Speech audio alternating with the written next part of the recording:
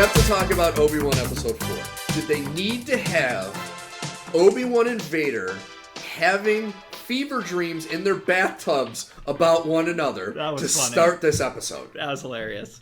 That was the most ridiculous thing I've ever seen. Next to what's-his-face with his shirt off, Kylo Ren with his shirt off for Rey. But this, I'm like, what am I watching? They're having fever dreams in their baths about one another. Yeah.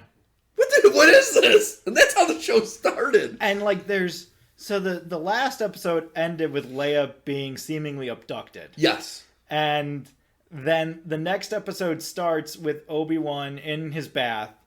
And when he gets out of the bath, he's like, "Where's Leia?" And they're like, "We're on Djibouti," or wherever they are. Yeah. And he's like, "But where's Leia?" And I'm just sitting there like,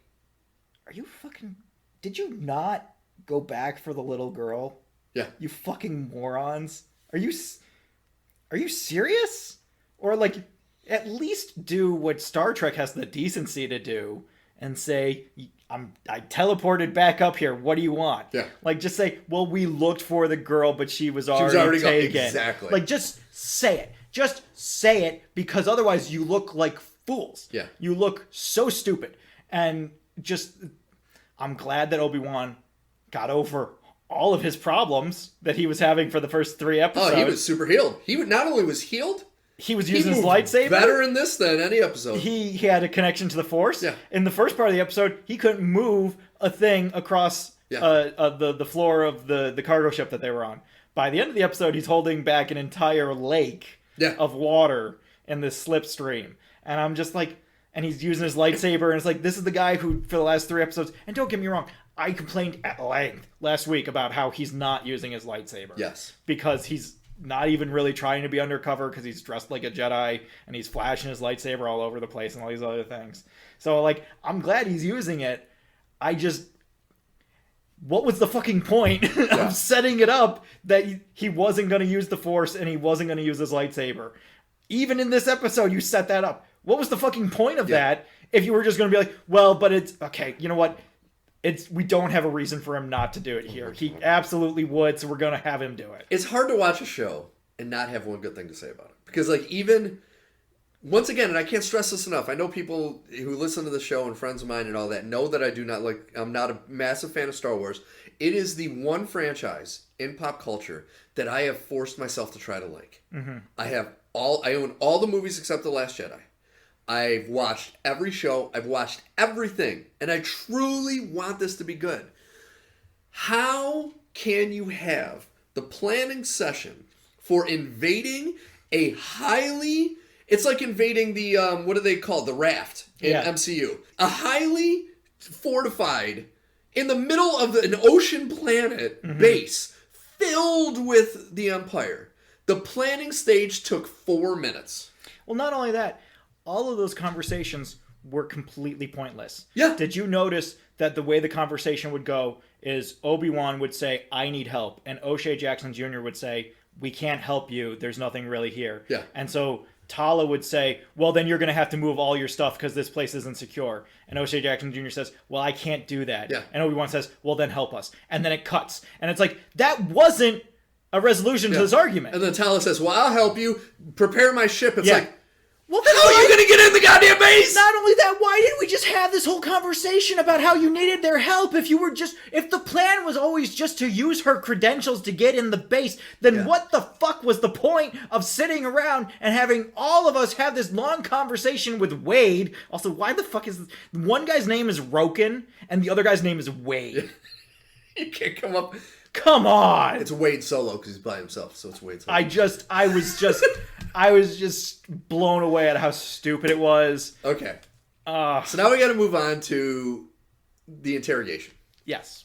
The interrogation of an 8-year-old. Okay. So you have Inquisitor Reva and all the Inquisitors are Sith. Well, they're former Jedis who are now Sith, and they're supposedly well trained in the Force. Yes.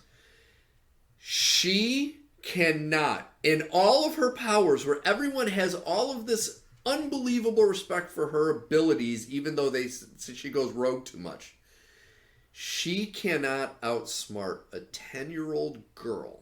Nope. And it's not even like when she's looking at her using her Force grip on her. You would think she would sense some of the Force in her, seeing as Leia is the daughter of Darth Vader. Yeah. Well, so... None of that? So, once again, Obi-Wan sees the open bear trap and decides, this is a good place to dance. First off, I saw this great meme that was the Leia communication from A New Hope, where she says, General Kenobi, years ago you served my father in the Clone Wars. And it was updated to say, General Kenobi, years ago you saved me from Darth Vader and his annoying group of underlings. Yeah. Like, all of a sudden, they have this history now. So you've stepped in it. Okay, so now let's dance in it. Okay, so not only is Leia going to be interrogated by this woman using Force powers, which means now we have to have the conversation about how she doesn't feel any Force sensitivity in Leia and all these other things. On top of that, it's another one of those scenes like I'm terrified of in Ms. Marvel of just, what are we doing? Yeah. Let's follow Third Sister's logic on this one, all right? Let's just follow it. So Third Sister kidnaps Leia. Yes. She's the one that orchestrates the kidnapping of Leia. Yes. In order to get Obi-Wan to come out of hiding. Success! Obi-Wan and Leia escape. Yes. They land on a planet. Yes. They get help on the planet. Mm-hmm. They are taken to this path. They've never seen this before. They don't know shit about this Pokemon. Reva finds Leia at the end of the path. Reva decides that even though she's the one that had Leia kidnapped, Leia knows everything about the path and where it takes people and where their destination is and how to sabotage it and all these other things. And I'm just sitting here like, she's a 10-year-old girl that you kidnapped. Yeah. And she happened into this. Why in the world would she know anything? Yes. This is the dumbest thing you could possibly do. It makes... Why would she know anything about this? Like, if she was, a kid that lived on this planet, or if Obi-Wan and she had been hiding on this planet for 3 months, or any of numerous other things that could have happened that may have explained this. But she just got there today. She didn't memorize all the maps. She didn't look at all the trade routes. She didn't come up with all the contacts. Okay? It's ridiculous. And she's a 10-year-old girl. That you would interrogate her and expect to get something? Like, it was one thing to be like, well, I just want to scare her. But, like, she genuinely seemed to expect to be able to get information from Leia on this path. And I'm just like, why? Why would she know anything about this? 2 days ago, she was running in the woods of Alderaan. She's only not doing that because of you. Exactly. You've had eyes on her the whole time. Yeah. Oh what are we doing? It was cringe-inducing. Now we got to get into the infiltration. Obi-Wan, who is badly injured, has hardly any Force powers, all of a sudden is Aquaman. Yes. Because it looks like it is a very harsh ocean that this base is in. And he somehow is swimming 600-700 feet, you have to assume, below the surface because he's all the way at the bottom to get into the base. Without Force powers. Without Force powers. Without Force powers. And even if he has minimal Force powers still, it's like, is this... Like, I don't even think it was as far down when they went to the Gungans back when he was young and he was actually in episode 1. Yeah. It's like, how is... He's still all burned up and hurt. He's still hurt, right? Yeah. Like, he's still badly wounded. He spent, like, let's be generous, 5 hours in the back to tank. Yeah. Like, he wasn't in there long. No. It wasn't like he was in there for 3 days. He was in there enough to have his Vader wet dream, and then he woke up. And I'm just so frustrated because the more they explore this space, the more they step in it. Yes. And it's just like, we get that shot of Vader choking her out, and I'm like, just kill her. Just, there's nothing that she can do. Because Vader doesn't tolerate this kind of bullshit. He wouldn't have given her a chance to talk. No. Like, Leia has escaped her multiple times. Obi-Wan has escaped her multiple times. And not only that, her plan that she didn't get clearance to incite keeps backfiring. Yes. And now it's cost them how much in support and people? Yes. On 3 different planets now? To say nothing of the they had to pay for all those bounty hunters that they put on Obi-Wan in the episode 2. So, like, I'm so damn frustrated by this whole show because it's. We haven't even got to the best part yet. What's the best part? When Tala bitch slapped a stormtrooper. With the helmet? Slapped a stormtrooper's helmet and it knocked him like off. Yeah. Slapped him. Yeah. I saw a review today and the guy's like, when she slapped him, he should have been like, pew pew! Can you believe she just slapped me in the helmet? Believe that? Or his buddy should have. Like it. I laughed so fucking hard. There are so many moments where just like someone is in danger and something happens that inexplicably allows them to escape. And you're just like, really? My favorite was when the other chief officer comes up to Tala while she's in the security room. Yes. And is like, come with me, we gotta talk. And she chokes him out and leaves his body under a desk. And no one notices. Yeah. No one in this room full of Imperial workers hears it or no notices it. Nothing. Yes. No. I saw that and I was like, so you got like maybe a minute and a half? Yeah. You cannot stay here because someone's going to find that body and be like, hey, someone choked out the chief officer. What is this? I don't know. What is this, man? And then like when Obi-Wan and Leia are escaping down the hallways and then they had troopers and then the drone on either side. When Obi-Wan would turn at one, the one behind him would stop firing. Yeah. And then he would turn to the other and the ones behind him would stop firing. It's like, you should be dead. Like, dead. And he's supposed to be out of practice. Again, I don't have a problem with Obi-Wan fighting well. I have a problem with Obi-Wan fighting well after the context that you have made me slog through for the last 3 episodes. Yeah. Where you have made it infinitely clear that he cannot fight, that he is not super force sensitive at the moment, that he's cut off from everything that makes him Obi-Wan Kenobi. You can't turn around and be like, well, but now in this one scene he's going to be Obi-Wan Kenobi again from episode 2. It's going to be fucking righteous. And it's like, no, you fucking... The entire purpose of everything that you've done up and to this point has been in the order of trying to tell us that he is not everything he used to be. Yes. So therefore, you can't have an entire episode where he gets to be Super Jedi Man. Yeah. I'm not saying that I'm angry that he's Super Jedi Man. I'm saying that you guys fucked up the writing. Yes. And someone needs to account for that. Very much so. Because, like, it's one thing for him to do the thing that he does in A New Hope, where he makes the stormtroopers hear something so that they leave. I'm okay with that. That's fine. I'm good with it. My issue becomes, how is he holding back all this water? How is he doing all these force things that apparently were beyond him just 2 hours ago? Yeah. Like, how is he not fumbling with his lightsaber when he hasn't picked it up in... Yeah. Let's be conservative. 7 years? Let's say that he had his lightsaber for the first 3 years of it. Because especially with the 2 in the dark room, we're back to stormtroopers are morons. Because, like, when he kills the first one, everyone's like, oh, where are you? Where are you? Where are you? It's like, dude, you're not a well-trained soldier. What is this? Does the helmet not have some kind of infrared or something? What's the point of having a helmet? Like, if you're going to do this, do it. But do it well. And if you're going to do it badly, I'm going to call you on doing it badly. We're not even done. Because then we have to move on to the escape where they get picked up by the speeders. Yeah. Once again, you have Reva and the other 2 Inquisitors. Super powerful in the Force. Mm-hmm. People are running. You can't use the Force to grab them and stop them from running. You're just walking towards them with your lightsaber out. Oh, I just have a lightsaber. I don't have any force abilities like the super sprint speed that they used in that one scene in episode 1 or the ability to jump really high. Nothing. None of that.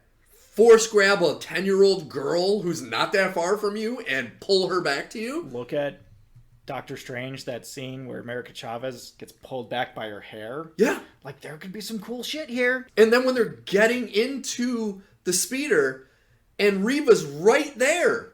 And she just kind of, like, lobs an explosive at them. At the second one. But, like, the first one, when it's actually on the platform, and she comes running up to it as they take off. Use the fucking Force! Yeah. Crush it like a can! Also, like, I could be wrong, because they just looked like A-Wings. I don't know. Last I checked, most of those ships were like 2 people capacity. They were snow speeders. I don't know where they were hiding Obi-Wan and Leia and everybody on those ships. They were the ones from Hoth. They were the snow speeders from Hoth. There's no space. No. The's no cargo hold. If you look at Empire Strikes Back, the 2 pilot and co-pilot are like compact. Yeah. Just like you're saying. Yeah, so I don't know. Like, let's say that it is an A-Wing. Let's upgrade it from a snow speeder to an A-Wing, which is a huge upgrade. Yeah. Even then, I don't know that it has a big cargo hold. The cockpit, it doesn't, no, because it doesn't look like it had a cargo hold. No. It looked like the cockpit. I still say those were snow speeders. Those were not A-Wings. When they got on, when they were like, get in, I was like, where? Yeah. What? This isn't the Falcon. Like, you can't, there's no room for parties here, my friend. This is you may have noticed, this is a battleship. This is a strictly for battleship. Yeah. That's why it has the big engine and the big guns. Yeah. Those big engine and big guns, they take up the entirety of the ship. Yeah. So there's really no room to, like, did you take all the bombs out and Obi-Wan and Leia are just like crammed in the bombing run area, which can't be space safe. Like, there's just, it's so stupid. And there are no ships there? No TIE fighters? No Nothing? None of that? Oh, because no one would be dumb enough to attack this. Yeah. I love that excuse. Well, how do they all get there? They have ships that they come and go on. I guarantee they probably have weapons. That's my favorite excuse. Oh, it's so close to Mustafar. No one. They don't even have defense shields because no one would attack them because no one would be that stupid. That's the laziest writing. That's so dumb. And then it all crescendos with the most abrupt ending I have ever seen in a TV show in my life. I looked at it, I was like, what? We're done? Like, I thought there was going to be another 5 to 10 minutes. Yeah, something. It's by far, it's just over half an hour long. Oh my God. Let's be conservative, okay, and say that each episode has 5 minutes of credits. Yeah. Okay? This episode was 38 minutes long, so 5 minutes of credits, 33 minutes. Last episode was 45 minutes, so 41 minutes.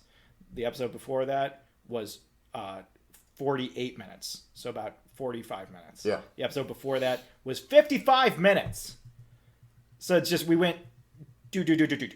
And now you have this little mini-sode that you're just like, we just had to shit something out because we left ourselves in this corner where Leia had gotten captured. And so we had to have an episode where she didn't get captured, but we didn't have a beeline for the plot. So it's just super fucking linear. It's just A to B the whole way. There's like the beeline is Leia being interrogated, which is the most ludicrous thing I've seen on TV in a long time. The entire time I was just sitting there like, what is the purpose of this? Like, I want you to walk me through your process and explain to me why you think that this is helping in any way. Yeah. Or could be informative. Because to my knowledge, from what I'm seeing, it's all bullshit. Yeah. I mean, the best thing about this show is that there's only 2 episodes left. Yeah. And it just continues to go into my narrative that Star Wars, they need to just stop. And they need to figure out what the hell they're doing. They need to stop using legacy characters. Yes. They need to do what Star Trek did from 90 on through to now. This is like, the Abrams movies aside, because those are a different animal. They weren't TV shows. Yes. They're their own thing. Strange New Worlds is the first time that I remember there being a Star Trek show that was dedicated to characters that were known quantities within the universe. Yes. Whereas, like, there might be an overlapping character here or there. Riker like Discovery has Spock. Yeah, Riker might show up in one episode Picard, of Deep Space Nine or something. Like, something might happen. The same way that Scotty shows up in Next Gen. Yep. Like, you have these minor crossovers, but you don't have Spock and Uhura and Pike as your main characters. That's all Star Wars has been doing. Yeah. The reason The Mandalorian is so successful is because there's no canon that you have to keep track of. There's no like, oh, how does this connect back to the timeline? What are you doing to what I know about Star Wars? Because you're tinkering. You're tinkering with what I know about Star Wars. So you're changing things because you can't tinker without changing things. That's the entire purpose of it. So if you just did characters that existed in the Star Wars universe and had no connection to the core Star Wars canon, I think it would solve all your problems. Because now I don't really care about all these other things. Yeah. Because I don't have to worry about Leia and Obi-Wan knowing each other after this adventure that, as of last year, we had, 77 was when Star Wars came out. So we had almost 50 years of canon. And now all of a sudden, these two characters have known each other and went on a long and heartfelt adventure. There's so many novels that are part of canon now that are awesome in Star Wars. I've read a lot of Star Wars novels. That's my favorite part of Star Wars, actually, are the novels. Take one of those and make it into a series. Like, that would be okay. Well, last time they did that, they took Ben Solo, who, as far as I know, was an actual character in the extended universe, and turned him into Kylo Ren. Yeah. So that's not great. No, but once again, that, and J.J. Abrams has admitted that they just didn't have a focus. Yeah. And they, everyone talks about, like, the Batman, how it was the emo Batman. If you're a fan of Star Wars, you cannot fucking talk. Because Kylo Ren is the most emo little bitch I've ever seen in my entire life. There's just so many, like, I use this term all the time for details that are seemingly insignificant, but have wide sweeping changes. Yeah. There's so many fucking hanging chads in those movies of just, like, these little details that you're like, well, what the... No, it's not nothing. It's a hanging chad. It's still here. It's affecting the outcome of what's happening. You can't be like, oh, we're going to kill Chewie. Psych, Chewie's not dead. Oh, we're going to bring back Lando. Is he going to be cool? Oh, he's going to hit on everybody. Is that... No, I said, is he going to be cool? That wasn't... I didn't mean, like, okay, I guess we can do that. We're going to have C-3PO be the main comic relief. Again?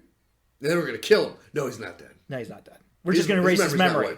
No, it's not erased. But then we're going to get it back. Don't worry. Yeah. It's just so the point of any of this? It's so bad. And it's sad too because it all started with Lucas. When he first tinkered with the original trilogy, it's like it all was downhill from that. Yeah. Other than, once again, I love Rogue One, but other than that, it was just all downhill. I still have mixed feelings about Rogue One. I know you have mixed feelings about it. I still want to see the director's cut of that. I would love to see the director's cut of that. And once again, you could blame Disney and Kathleen Kennedy for ruining that too. That was the director's cut. That's 100% her for taking out a lot of the darkness of that movie. That's another one of those movies where it finished, it wrapped, and then the director was fired, and a new director was brought in, and then reshoots were done. Yeah. And I'm just looking at it, and I'm like, we have a list now of movies that have done this. 2 of them are Star Wars movies. Okay? Yeah. And I'm not saying that the Lord and Miller version of Solo would be better. I'm just saying I don't know if it could be worse. Yeah. Just going to say that. It might not have the Kessel Run, which would make it better. It might not have a bunch of things that could make it a ton better. That's true. All right, so I can't